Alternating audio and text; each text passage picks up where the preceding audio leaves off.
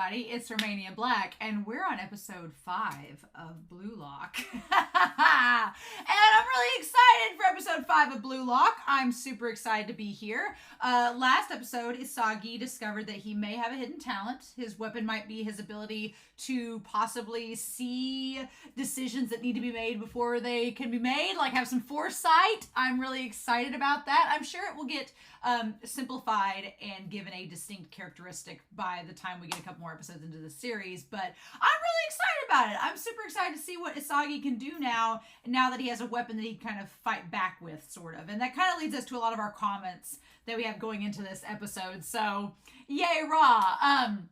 Before we start though, I do want to say that yes, I know now that Kira is not in the OP or ED, now that I've watched episodes 3 and 4. However, there were a lot of comments that the mod told me about that were trying to poke out and point out that fact. Please don't correct me if it's something that I'm going to find out later on in the series. That takes away from the surprise of me finding out what it was. Unfortunately, I discovered that Kira wasn't in the OP and ED on my own in the reaction, which apparently was fun, but please don't correct me or stuff. I'm not going to read corrections in the comments. I've told the mod to tell me if there are any corrections. I won't read those comments, only because I would rather find out in the series. I appreciate you trying to correct me, but let me find out in the series, please. So I won't be reading any comments that do that. So save your wrists, spare your fingers and your time typing out long-winded comments correcting me, because I'm not going to read them. Yay. And please no spoilers, hints, or clues, as per usual. But with that being said, that does kind of, it's like, man, Kira's gone. That was like a short-lived one-episode thing. Man, the ship was sailing and they went like faster than the Titanic, y'all. Faster than the Titanic. So let's get into these comments. Truck. I really like Truck's comment because they talk about how the mangaka that created this series was an assistant to Isayama on Attack on Titan. Of course they were. I was like, their art style being so dramatic and insane. Of course they were an assistant to Isayama. Are we surprised? No. But I really like the idea that Isayama said in an interview that every Japanese person should read Blue Lock. And I like that, one, it's Isayama supporting their old assistant. Cool. But also, we talked about in the comment the idea about this series kind of calling out Japan's obsession with structure and roles. And Isayama saying, hey, you should read this series because it talks to you about how you shouldn't just be this structural system and you should like break the norm and have your own ego and thoughts and opinions about things. And I'm like, man, some of the things that are being tied up in this series are kind of bleeding over into Attack on Titan. So I could see why Isayama thematically would like people to read Blue Lock, because some of the themes of Blue Lock kind of translate over to Attack on Titan, which did the assistant take some of that from Attack on Titan and incorporate it into their own series? Probably, but I don't blame them, so fun time. So I thought that was pretty interesting and pretty cool. And yeah, I personally am somebody that I have to have structure in my life. Otherwise, I have no sense of order and my time management will fall to the wayside if I don't have structure. But I'm very much the type of person that I don't fit into a specific role. I've had different jobs in my career. I've wore multiple hats. So I've never been one of those people that just fits into a niche. So I definitely understand that side of the argument for sure. But for me, I need a little structure in my life. But I see the point that Isayama and the mangaka of Blue Lock is making about that obsession with structure and how it can limit you, which is very true. So I thought that was interesting.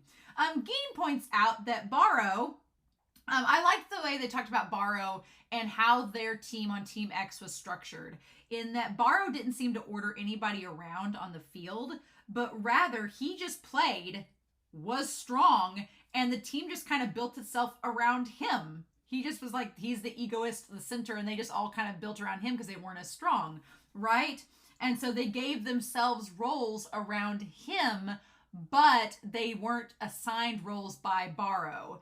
And so I thought that was interesting. Now, whether that will work out for them in the long run or not, I think it depends on how strong the team is as a whole. Like, you can have a really strong player, but if the rest of the team can't support him properly, then I don't know how Team X is going to fare. But I thought it was interesting. I took Geen's comment and said, well, if you look at Team Y seems to have Niko making all the plays and organizing who does what. And it seems like it's the polar opposite. You have Barrow, who just is strong. The team assigns roles to help him.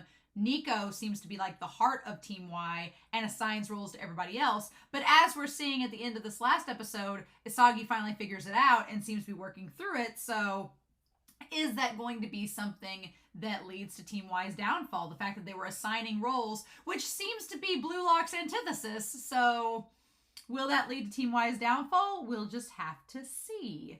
And then Raichi's VA, Wim, Geen, K.A. were all talking about voice actors, so giving all three of them a shout out. Geen pointed out that Raichi's VA is the same as Hanazawa from Mob Psycho 100, as well as Mekamaru from Jujutsu Kaisen, which I like. And also Inosuke from Demon Slayer, so just a really good cast, right? And speaking of voice actors, K.A. talks about that Chigiri, their voice actor, is the same as Yamaguchi from Haikyuu. I feel like Chigiri's voice actor, you have some voice actors like Suabe is playing Baro. Of course he's playing Baro, right? He plays Almine in Kuroko's Basketball. He's playing Baro here. He plays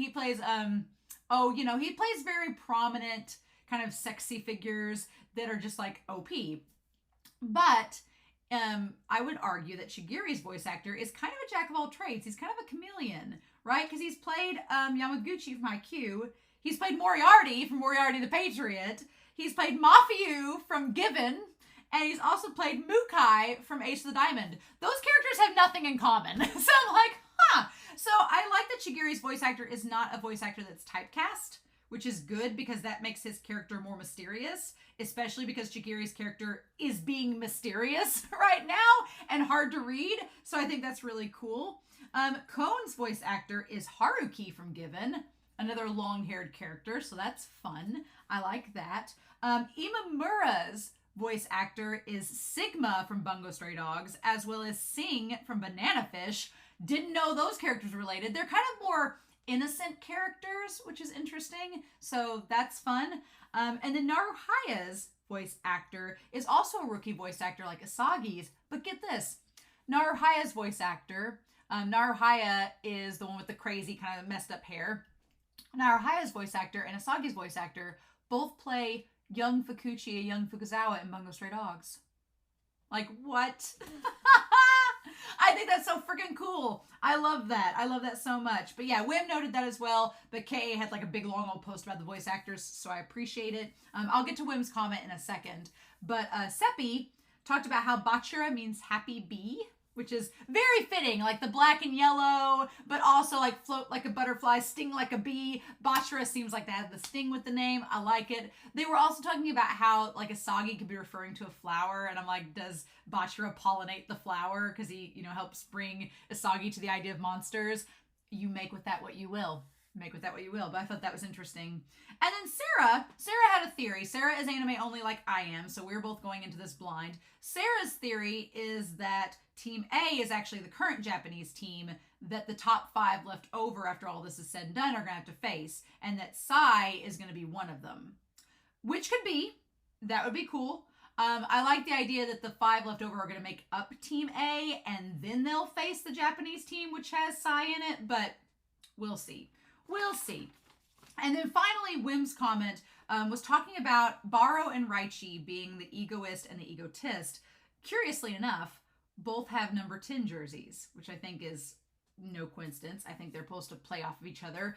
Bachira and Teppei, Teppei from Kuroko's Basketball, are both kind of unhinged in an interesting way. I like that. Teppei was a big old teddy bear, and if Bachira is a bee, it's like the honey bear and the bee. Seems to fit together. And then Baro is a king just like Oikawa and Kageyama are kings in Haikyuu. And I would argue like Mei is king in Ace of the Diamond. So that's fun.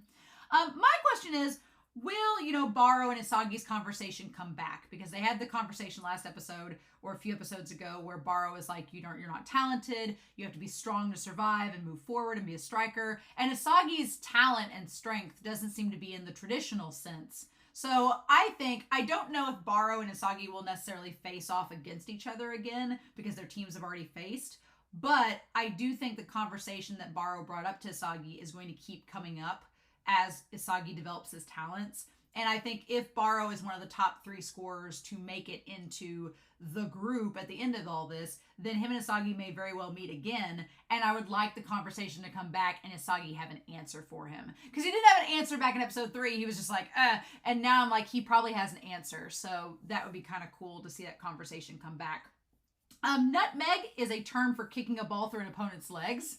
Good to know. And apparently the ED has been cited as being like a refreshing drink after the end of the episode. It's just a calm, cool drink once the episode's concluded. So I thought that was really fun. I liked that.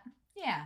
So, you know what else is a calm and cool, refreshing drink when you're done with this episode reaction and you're not sure what to watch? Well, take a look. Hey everybody, it's Romania Black, and unfortunately, I don't have access to Pocari Sweat here in the US, but when I get thirsty, I always reach for a glass of water or a cup of tea or a cup of coffee, or in the case of sports anime, my favorite, Ace of the Diamond. So, you may be a thirsty individual, but let me tell you, there is plenty in this sports anime to keep you hydrated. So, if you get done with this episode of Blue Lock and you want something that's going to keep your thirst quenched and you just don't know exactly what to watch, give Ace of the Diamond a try. And maybe it'll do wonders for you too. Now, back to the reaction. Y'all were wondering how I was going to fit in that Ace of the Diamond ad, weren't you? Gotcha! Just found a way. Oh yes, yes indeed. Well, I'm really excited to see what's going to happen with this Team Y game. I'm pretty excited. I think that Team Y is going to lose, and our boys are going to use Isagi, his newfound powers that he hasn't quite tamed down yet, to beat Team Y. But Team Y seems to be the weakest team of the group, oddly enough. And so even if they beat Team Y, I think they're still going to have to do a lot of refining and perfecting and getting ready before they face the other teams, because especially Team V. Team V seems a little bit strong. I'm like, oh, Team V seems like it's going to be a problem. And Team W we haven't faced yet either. So, because, yeah, we technically only have 2 other teams to face after this match. So, haha. So, yeah, that's going to be a fun point. So, we're not going to waste any more time. We're going to dive right in. Thanks for bearing with me with the long introduction, but we had some really awesome comments and I wanted to address them. So we're not going to waste any more time in this game. We're going to dive right in and see what happens with Blue Lock episode 5. And we are going to do that here. Let me get it loaded up here with us. We're going to do that here in 3, 2, 1. And make sure my subtitles are on, and let's go.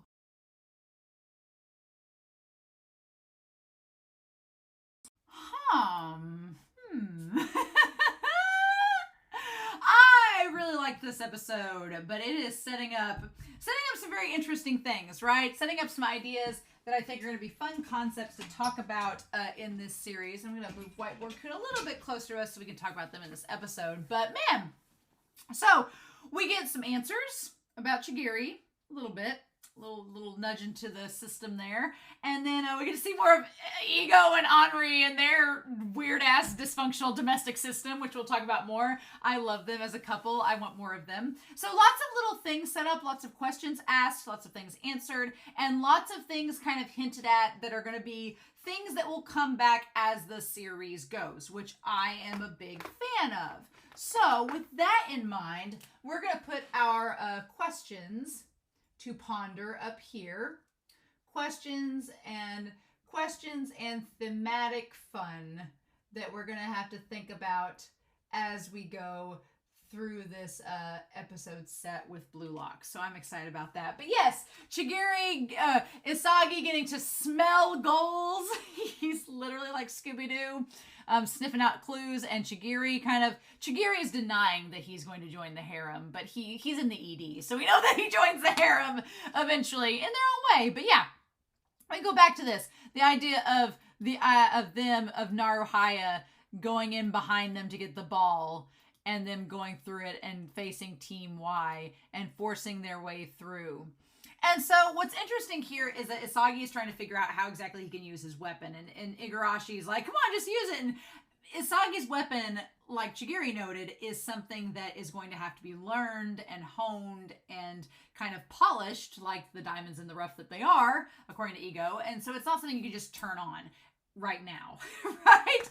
I compare Isagi's ability kind of to Akashi in Kuroko's basketball, because it literally is. It's like a Izuki, it's like Takao, it's like Akashi. Those characters, it's kind of that field spatial awareness and vision and range that his attack power has, which is something that shows up in other sports anime like Haikyuu as well, because it's a very important skill set.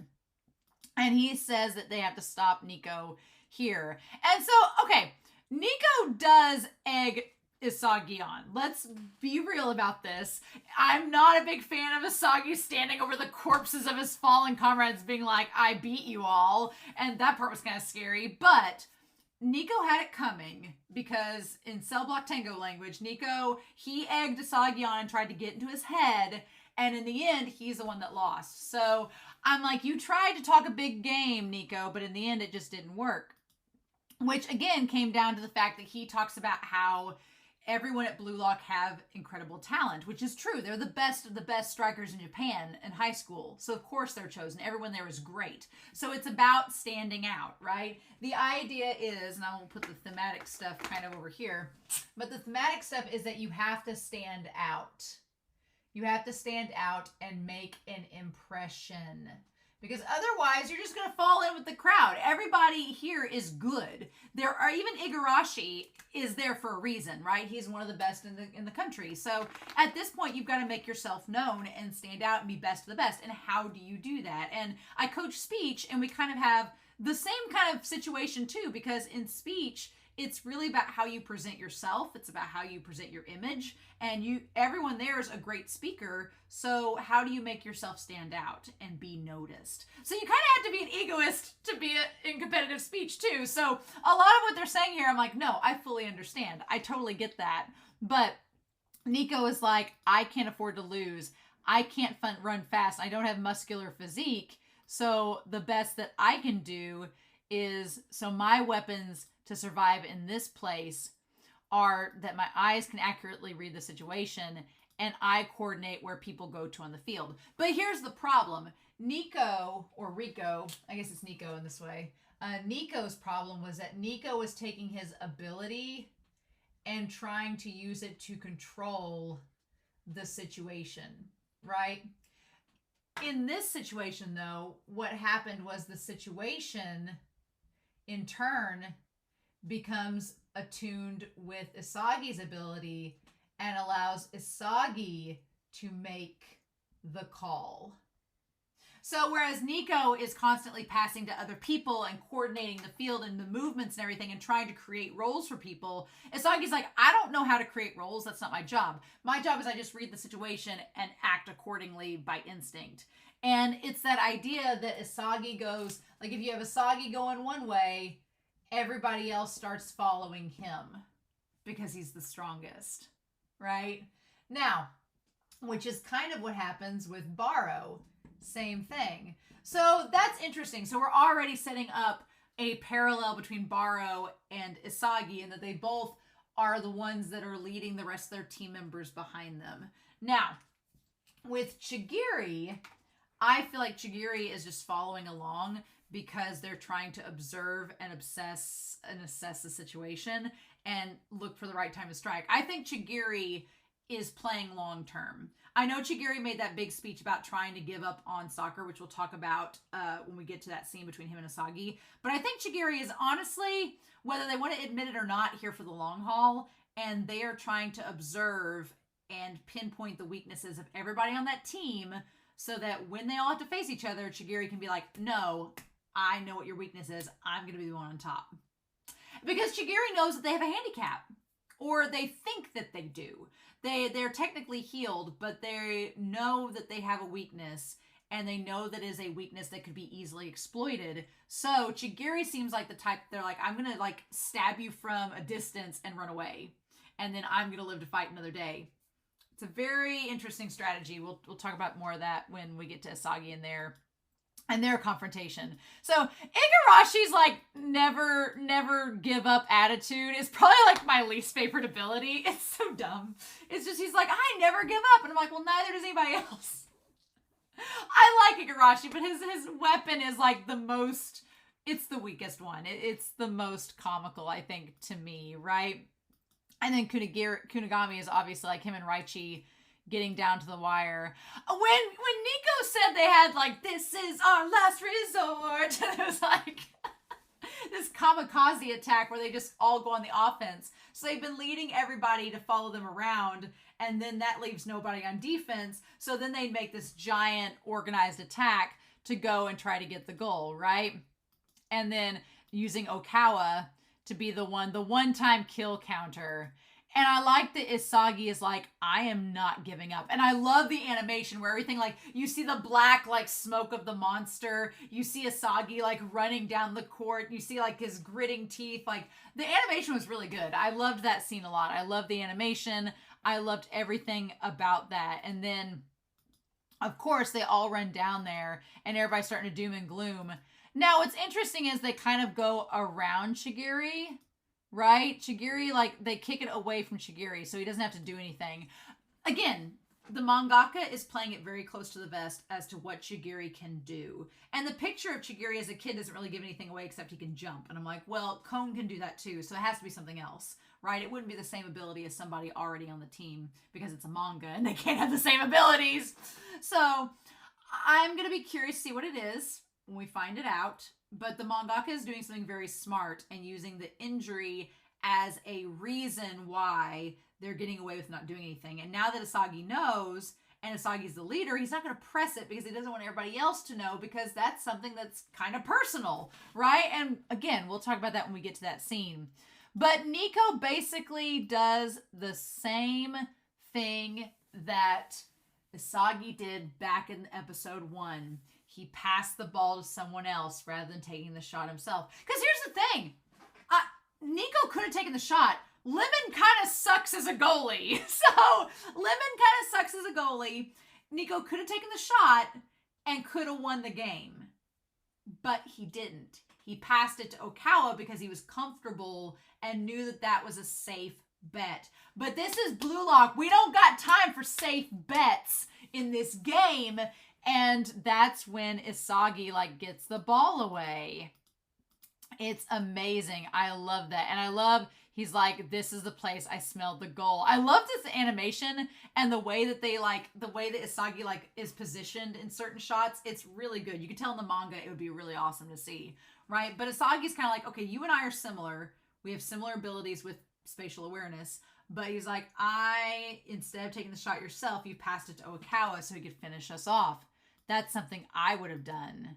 You chose to pass at the last moment, which means you're unfit to be a striker. The way that his teeth are like, it looks very Attack on Titan. I don't know if any of you have seen Attack on Titan, but some of the, now that Truck has said that the mangaka was an assistant to Isayama, that the art style makes so much more sense. Because some of the expressions and some of the ways that, like, certain mouth movements and things are drawn are exactly like Attack on Titan. And I'm not saying the assistant is copying them. I'm not. But if you worked as an assistant to Isayama for so many years or however long, you probably would have picked up some habits in the way that you drew, right? But yeah. But Isagi just being like, you're not fit to be a striker. Like, he's like, he's like, I chose to pass rather than taking the shot by myself, and we lost, and I cried. And he's like, and I hated that. And he's like, I'm going to be reborn, and we're not doing this again. He's like, I know how that felt the last time it happened, and I'm not going to have it happen again. So Isagi's like, no, I'm not going to deny my instincts and make the choice for what I think is the safe bet. No. And it's not like the choice for the team necessarily, because, and here's the thing, and this is kind of what the show is evolving to teach us, is that it's not, the thing about being an egoist versus an egotist, it's not the choice for the team in Isagi's past. In the past, Isagi was unsure of himself. That was the problem. Isagi passed it to somebody else in the last minute because he was not confident in his own abilities to score the goal and felt like it wasn't going to work. So he passed it to somebody else, and they failed, and it cost them the game. Now, if Isagi passes, it's because he's confident that it's the right, that it is the best choice. Yeah, it's like that was the thing. Niko messed up because the choice he made was not the best choice. It was just convenient for him. But Isagi's like, no, I'm going to get this ball down to Kunigami. This is the right choice. I know that I'm confident in this. This will work. So it's just that little tiny difference. It's him being reborn. It makes all the sense. And then Kunigami gets it down to Bachara. And I love Bachara just like floats into appearance. He's just like, hey, and gets the ball. And then Bachara passes who we think he's passing to Gin, and Gin misses it. And I like that Bachara is like, no, I wasn't passing to you, bitch. I was passing to my bae. I love Bachara's like, yeah, love you, Gin, but you're not the one I was passing to. I was aiming beyond him. Why they got the close-up of Isagi's booty? I don't know. I don't feel right commenting on high schoolers' booties, so I'm not going to. It's a choice. It's a choice the mangaka makes to zero in on that. To number 11, right? And number 11 is often the jersey number of all the up-and-coming sports protagonists. So, of course, Isagi has it. But he's like got the blue flames. And I love Niko has the aquamarine eyes. And they're like, how is he there? And then I love that Kunigami doesn't question how Isagi's there like the other team is. He's just like, go, do it. And I'm like, please do. And then I love that Bachara has like the glowing golden eyes, and it's like, score it, you egoist. Oh my god. Isagi Yoichi. And he's like, I'm a striker. And he gets it. Oh, it's very satisfying. A very satisfying goal indeed. And I love that Bachara's like, that's right. Again, Bachara and Kunigami and Isagi have developed this camaraderie where they trust each other and they know each other's like, they're going to score the goal and it's going to be amazing. And the thing about it is, they're all like excited, and Isagi kind of walks past and like walks through the battlefield of the dead. And he's like, I crushed the dreams of these 11 people. My goal did this. And I love that he looks over to Okawa, and Okawa's like, whatever, man. Like, and then he goes in front of Niko and stands in front of him, and Niko has the tears in his eyes, right? I freaking love it. I love it. I mean, Niko talked a pretty big game, but he couldn't own up to it. The freaky part, though, is that Ego has been watching this entire game. Like, he's been watching all the games. But he, like, hones in on this one panel of Isagi, like, standing above his enemies. And it's just, like, the creepiest mofo. Like, you're just sitting there, like... And his eyes have the same, like, swirls in them as Isagi's. Like, he was, like, getting off on that goal just as much as Isagi was, right? So, we do learn that Ego was a player. Ego did play. He did play. Was he a striker? I'm going to say yes. Be funny if he was, like, a midfielder. He did play, but he doesn't now. So, the big question is, was he injured? I wouldn't be surprised if he was. I could honestly say, like, I mean, injury is the number one thing that takes a player out. So, what if Ego was injured to the point where he couldn't play anymore? And so he decided to take up this cause instead. That seems legit. I would be interested. What if he had metal legs? What if he got in an accident and lost his legs? And they're just like metal legs under there. They're so thin. What if that's it, right? What if we find that out, that he lost his legs in a tragic accident and he has like little metal legs? I'm here for it. I want it. But that's such a freaky face. But I feel like he knows exactly what Isagi is going through right now and those feelings Isagi has.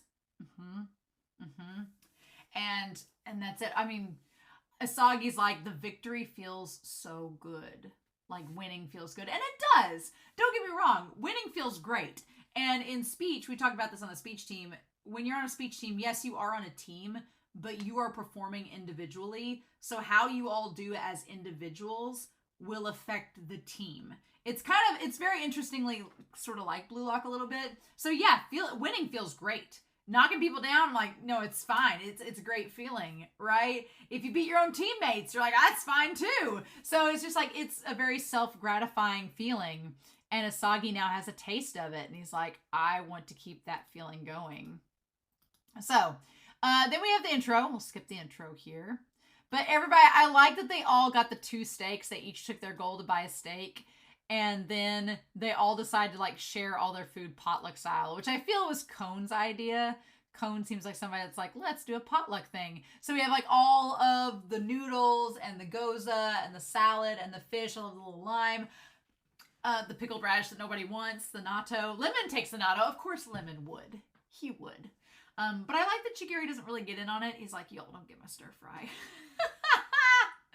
But now that we have the rankings change, now that the rankings have changed, Isagi's not going to get the natto anymore. He's not second to last. So who's second to last? We're going to have to see how the numbers change. Who's going to get his ration now that the numbers have changed? He's going to move on up.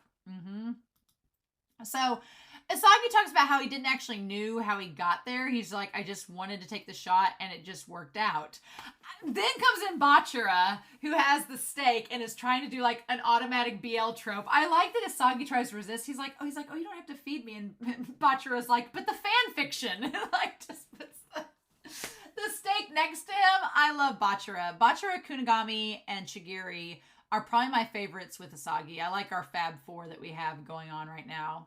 Raichi is oddly quiet during the meal. Raichi just kind of watches Bachara try to feed Isagi like a boyfriend and is like, so that's how it is. But Raichi wasn't nearly as annoying this episode. I feel bad. There's a patron over on Patreon that really likes Raichi, and I'm like, just let me reason it out. I'm sure maybe by the end of the season I'll like him, but just let me get my feelings about him sorted out and evolve as we go. Maybe they shall be reborn as well. But it's fun. So I like that Kunigami basically says Isagi can smell a goal. And Kone's like, whatever the case may be, we won. Because Raichi's like, I don't want to acknowledge it. And Kone's like, well, we won. We survived to fight another day. And Chigiri is off by himself. Chigiri doesn't seem like somebody that wants to become friends with anybody, because I don't know if Chigiri thinks that maybe he's not going to last that long or whatever the case may be. I like that Raichi and Igarashi are the ones that are sleeping outside of their blankets. And then if you look, Kone is like, or not Kone, but Chigiri is completely out of the room whenever Isagi wakes up. Now, I like that he's like, it was me who crushed them. He's like, it was nothing like I ever experienced. I like that he says, he's like, does this make me a jerk? And the thing about it is, no. Being an egoist does not make you a jerk. Now, an egotist, yeah. And the thing about it is I feel like Isagi needs to be like Baro, where as long as you don't like flaunt it around or, make a big showboat of it, no, you're not a jerk. If you're just good, you're good. That's all there is to it. You're just a good player. But that doesn't mean you have to go around and, showboat and tell everybody like, I'm better than you. That's not part of it. That's being more egotistical. Being an egoist is just like, no, I'm good. And we're going to win. Like, that's that, right? That was kind of like when I gave speeches, like you walk into the room and you're like, cool, nice to meet you. I'm going to beat you in this round. And there's nothing wrong with that. That's just, it's a competition. You're like, I'm going to win. So I hope you're ready. And I would just think that and then perform my speech and go. But that's the mentality you have to have in that instance. It's that mentality of I'm going to win. And no matter what you do, I'm still going to beat you. And you just don't go around like telling people that and flaunting it. I think that's the big thing. And I don't think Isagi's personality, I don't think would do that right now. But it would not surprise me if we had like an episode where Isagi like learns a lesson because he does flaunt around the fact that he's strong and everybody's kind of like, you're an asshole. And then he's like, oh no, this is me being a jerk. I wouldn't be surprised if we had that episode, but I don't know if we're going to make it there yet. And then we go to Building 5 Team Z monitoring room where Chigiri's watching the video. which gives total Oikawa vibes for sure. Like Chigiri watching the video, checking everybody's moves, seeing what all they do. Chigiri is interesting because they're so mysterious. Like, you don't know if they're watching all the moves to, like, somewhat, like, captain the team, but I don't think that's it. Or if they're watching the moves try to exploit everybody's weaknesses because they themselves... I feel like Chigiri feels like they have a handicap. And so if they don't know the strategies to beat everyone else on the team, they're going to be the ones that are at the bottom of the ladder. And they don't want that to happen. So we see them sit there, and that's when Chigiri's like telling him about spatial awareness and that that's what his power is. So his ability is this concept of spatial awareness. And that if Chigiri or if Isagi is able to master it, he's going to be a problem. So it's kind of like Isagi's like not a prodigy, but he's like a secret prodigy. Like he has this important power that could be very, very useful if it's used properly. So fun times. And I like Isagi's like, I'm always going to remember this goal. I ran without thinking. And Chigiri finally talks to him about it and opens up and tells him about his ability. I love the idea of him looking like this deity over the board and calling him a god. It was very Neon Genesis Evangelion. I was like, ooh, this is giving me end of Evangelion vibes. Interesting. Okay, mangaka. Fair enough. It was very freaky. But I liked it. I liked the visuals. And then in the reality, you made an impossible goal a reality through your spatial awareness. You're doing it intuitively, but if you use it intentionally, then you're going to be a force to reckon with. And I like this song. He's like, wow, you gave me a pointer. And Chigiri says, I'm just telling it you because I want the team to win. And he's like, what's your weapon? And he's like, I don't want to tell you. I don't want to talk about me. And he's like, we should talk about you. It's important. And so then he's sitting there looking. And then that's when he points to his leg. He's like, a right ACL tear. That's the injury I picked up a year ago. So, an ACL tear is really painful. I've had friends who have had that happen. They're really bad. They're not good at all. And so it was 1 year ago.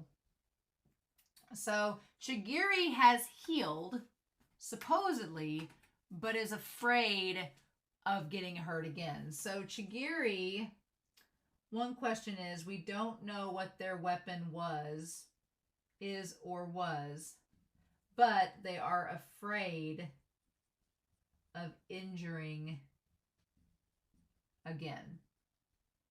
If they injure it again, then their career could be over. And that explains a lot of things, because their hair was shorter in the flashback. So maybe once they got hurt, they started growing their hair out because they didn't think they were going to play anymore. And they weren't like putting it up in like a ponytail or anything or having it out of their eyes. But also it's interesting because they may not have known. My thing is, this is my question. Did Ego invite Chigiri despite the injury? Did Ego know about the injury and still invited him, or did he invite Chigiri without knowing about the injury, and Chigiri just like came in and faked it and was like, because Chigiri didn't really do anything.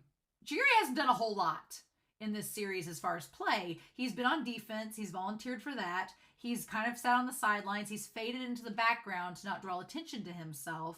And he's not talked about his weapon because he doesn't want to reveal it, because for whatever reason. Because once he says what his weapon is, they're going to expect him to use it. And so if he can't use it because he's afraid of injuring himself, that's going to be a thing. So he doesn't want to point out that there's anything wrong. He doesn't want to point out there's a possible injury and a possible weakness that he has that's not related to his weapon or whatever. So it does put him in kind of a precarious place. And Isagi's just kind of like, oh no, you've had this injury. That's no good. And he's like, I used to have it. He's like, I had an amazing weapon like you. And there were nights where I couldn't sleep because I was so pumped up from scoring. It seems like maybe, is it like a long distance kick? I don't know. He was really excited. But even though my leg's healed, I'm scared I'll injure it again. And I'm scared of losing my dream and soccer that's given me so much pleasure. So, I mean, I feel for Chigiri because I'm like, if he gets injured and can't play anymore, then, and that's been like the source of all of his enjoyment in life, yeah, that's a problem. Now, long term, if you're going to play on a national soccer league, that seems like it's going to be a problem. I'm just thinking long term, that might come down the wire and be a problem later on, but we'll see. He's like, I came to Blue Lock to find a reason to give up on my dream. So it's almost like he says he came to Blue Lock because he wants to get locked off so then he can give up on it. He can be like, oh, well, because of this, I can no longer play, so what's the point? But Isagi's like, no, you've stuck around this long, you clearly want to fight, so, let me help you. And that's when Chigiri is like, y'all don't know me. Because Isagi's like, well, I'm the same. He's like, I'm the same as you. I'm scared that this could end too, but I'm going to keep on fighting. Like, don't you give up as well. He's like, if you're not prepared to give up on everything, then you're never going to fulfill your dream. And that's when Chigiri is like, bitch, you don't know me. And that's when Isagi gets kind of like, oops, I said too much and I made him mad. Like you do. I feel for Isagi because Isagi was trying to do the right thing, but he overstepped just a hair, and Chigiri is very guarded, it seems, and doesn't want to talk about himself and doesn't want to admit that he does want to fight like Isagi, but he's kind of in this weird corner. So I'm curious. I'm curious what Chigiri's weapon is. I'm curious if he's going to get to where he's not scared to use it. I'm curious. But the thing is, since them locking off Kira in episode 1 showed us that they can do anything that they want, the series can, and we may find stuff out about characters, we may not find stuff out about characters. It's all up in the air, right? So I don't know. I do want to point out that during the food eating scene, like Naruhaya and Gin seem to be super close, like they eat each other's food. It's kind of cute. Speaking of cute, we have the scene with Henri. Oh my god. I freaking love Henri and Ego. They are like the most dysfunctional domestic couple. I want them to date. I'm here for it. Maybe they are dating. Who knows? I'm here for it. But she picks up his underwear and puts it in the clothes hamper. And I love that she's like just sitting there with like her butt to him and doesn't even notice. Yep. She's like, Terry, Henri. She's like, Ego-san. And then he's sitting there, he's like, hold on, Henri-chan. Okay, the fact that he calls her Henri-chan and she says, Ego-san. I smell couple, a secret couple in this. I love that he's like sitting there with the noodles and he's like, I am about to experience bliss. Ego Jinpachi, the representative. Oh my god. So it's like the spicy ramen. She's like, again, don't you eat anything else? And okay, well, he's barefoot, so he doesn't have metal legs. Maybe he has metal knees. Maybe. I mean, there goes my theory about his metal legs. Never mind. So he's like, it's overcompensation. My dietary regimen when I used to play meant I couldn't eat it. So now that I can, I only eat this stuff. So the idea is that he was on a strict regimen when he was playing, so he couldn't eat like the ramen noodles and stuff. He had to eat other things. So now that he can, he only wants to eat that stuff. Interesting. So I'm so curious about Ego's past, but that seems like something we're not going to find out till way down the road. So I'll just put a pin in it, whatever. But I like that she's doing all his shit. She's like doing his dishes, his laundry, cleaning up stuff. She's like, what are you doing, Ego? And he's just sitting there with his little mayonnaise packet and his soccer bolo. And she's like, you could do a little... He's definitely not like Levi. That's for damn sure. He's not like Levi at all. And she's like, seriously. And he goes, I refuse to do anything that can be done by others. What an egoist. Right? He's like, I do things for myself. The rest of it can wait. She's like, this isn't soccer. Your soccer philosophies are bleeding into your real life. And my contract says I don't have to do anything related to soccer, right? What an egoist indeed. I like that she's like, well, anyway, how's the first selection for Blue Lock going? She's like, if I can't talk to you about anything else. He's like, it's going well, but it's time to add some spice. I love it. I love it. I love their relationship. They're great. And so Isagi's not having a great day. He's like missing his goals. He's not keeping up with everybody. And he starts to question, like, what am I going to do? And I feel like he is also thinking of Chigiri, and that's throwing him off as well. So he thinks that now his like physical, like his physique needs to improve as well. And so in order for his ability, he figures out that in order for his ability to use spatial awareness to be at its peak, he needs to be able to play in the entire game, which means his stamina needs to be at its peak as well. And so I like the idea that he kind of takes the lead. He's got the highest number now. And so him taking the lead will allow others to fall behind him.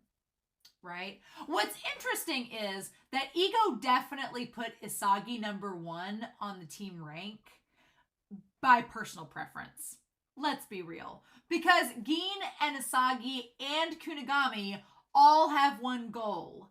And Kunigami technically was the first to score a goal on the team. So Kunigami should be the one that's 265. Right? But he's not. Instead, he put Isagi first. Isagi should be like 267, I think. Yeah, he should be that. But he's not. Ego's like, hey, I'm going to make things more interesting. And he's like, sauce and mayo are the perfect. I like that he was just recording this from his like webcam while he's eating food, and Henri's over there scrubbing dishes. Like, I don't know why I love you, but I do. It's great. And they're like, oh, it's Ego. And I love that he's like, I want those noodles. He's like, the 6th round just finished, and here are the results and the table. Okay, so X versus Y in match 6. Okay, team Team Y beat Team X. Oh, interesting. And Team V just like mopped the floor with W.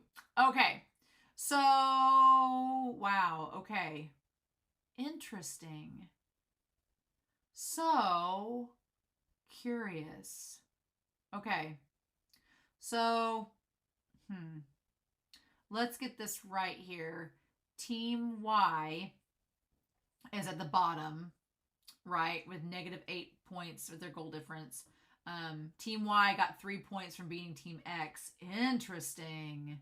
That's fascinating. Curious. Like that defeat kind of sprang a fire against them. Huh. Okay.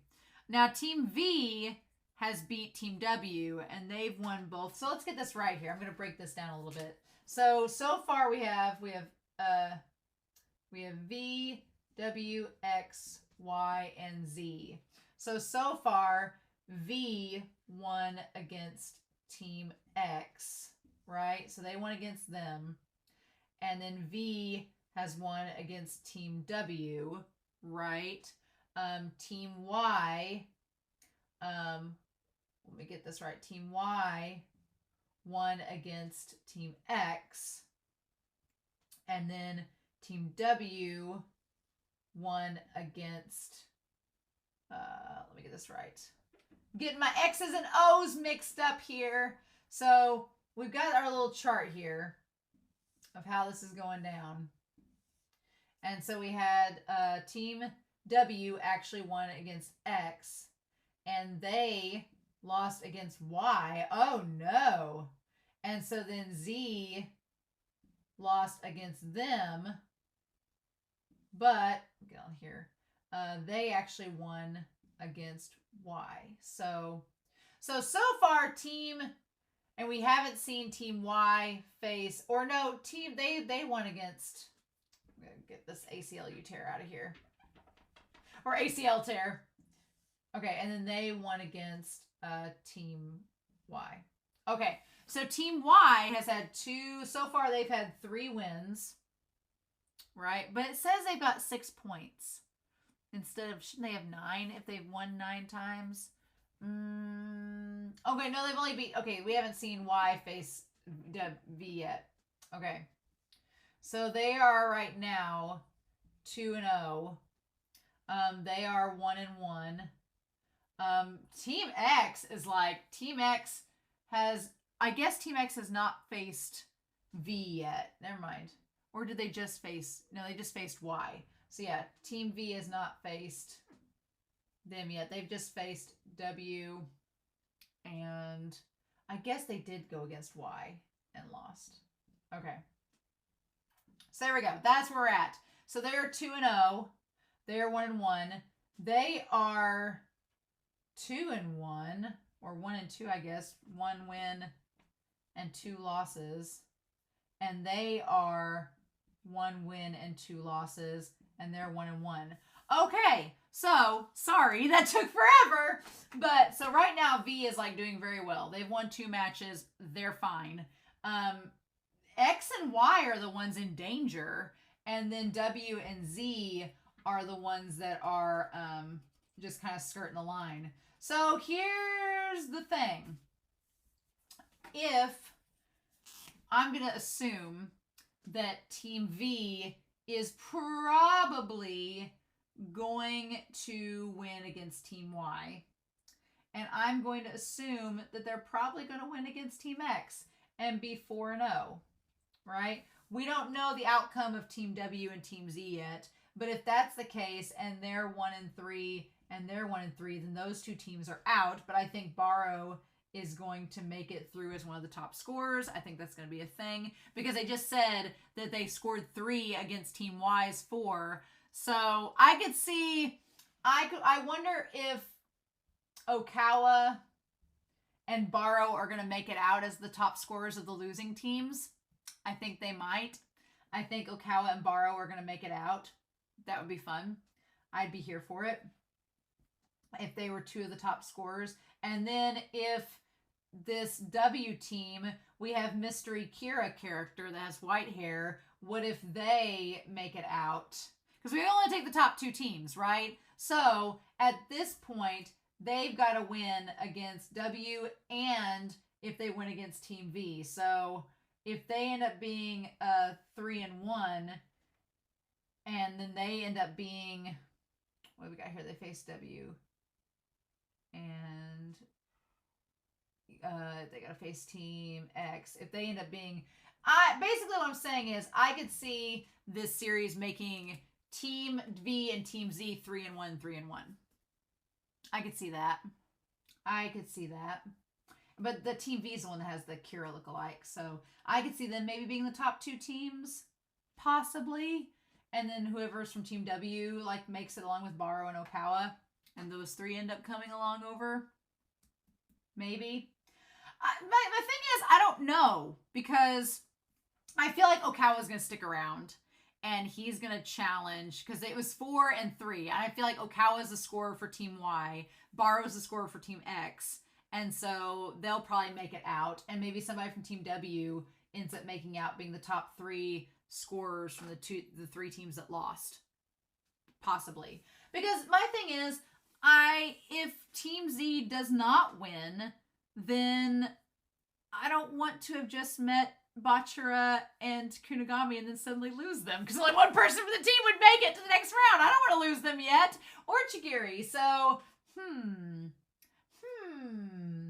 I definitely think Okawa is going to make it out as one of the top scorers from the losing teams, because he's going to have to face Isagi again. I feel like Barrow's going to make it out. Plus, I mean, look, guys, I'm not blind or ignorant to the fact that when everybody was like, Barrow's one of my favorite characters, I'm like, okay, we've only seen him for 1 episode as you're saying this, and honestly, he didn't do much in episode 3 except be like, oh, he's kind of cool. But for him to be like one of your favorite characters, that means he sticks around. Like, so be careful with that. I was like, when people were like, oh, it's not a spoiler, I was like, yes, it is, because if you're saying he's your favorite character and we've seen him for 10 minutes in the series, that means he's going to stick around. So that means that their team is going to lose and he's going to be the one of the top 3 scorers. I mean, I ain't good at maths, but I'm okay. So just be careful of that. I'm specifically asked not to see merchandise from anybody else, but because the Discord has had a lot of official merch pictures and fan art shared, and I've been like, don't share anything that doesn't have Team Z on it, because I don't want spoilers of who stays, who goes, whatever. So, but who knows, if Team Z doesn't beat Team W and Team V, what do we do with that, right? I think Team X and Team Y are going to be out. But as far as Team W and Team Z goes, I don't know. I don't know what we're gonna do with that. That's gonna be the interesting thing to see go on. So the spice, all right, your ranks are adjusted. I want to see who ends up being okay, so I want to see who ends up being the second to last. Who's getting natto from now on, right? How's this gonna go? So it's still Igarashi. Chigiri is going to be the one getting the natto. Ah, okay. That's going to be interesting because now Chigiri ain't going to get the stir fry. How's that going to affect things? So, then we have Naruhaya, which is fine. And then we have Lemon. I don't know if his name is like Aimon or if I've been saying it wrong. I think it's supposed to be Aimon, but I'm going to call him Lemon. I'm going to keep that going. And then Imamura, then Raichi, then Kone, then Bachira, then Gin, then Kunigami, and then Isagi. But yeah, it doesn't make sense because it should be Kunigami is 265, Gin is 267, and Isagi is 267. Should be what it is based on when they scored the rankings. But Ego's like, no, I like this kid. I want to see what happens with him. So playing a little bit of favoritism there, but oh well. And I like that Chigiri just kind of, we don't see their expression when their number changes. And they're like, you need to polish your weapon and improve it. And he uses the example of Lionel Messi to like talk about his speedy dribbling. And that's why he's one of the best strikers. You have to turn your 0 into a 1. And in 24 hours, you have a game against Team W. And they're going to go look at the footage, but Isagi decides he wants to improve his stamina instead, and that's going to help him. And then Kunigami's like, you're not just going to, practice without us and get better without us practicing too.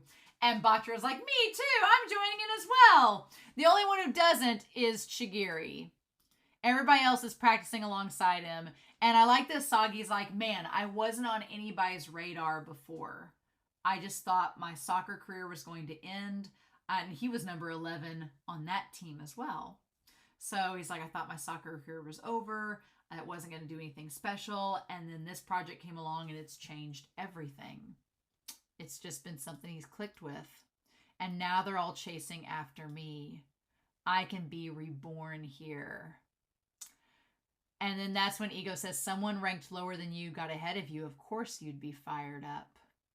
Right? He's like, the existence of one outstanding player can create a spiral of rivalry. And then that's when we see that's Blue Lock. And we see Chigiri over there with the sweat.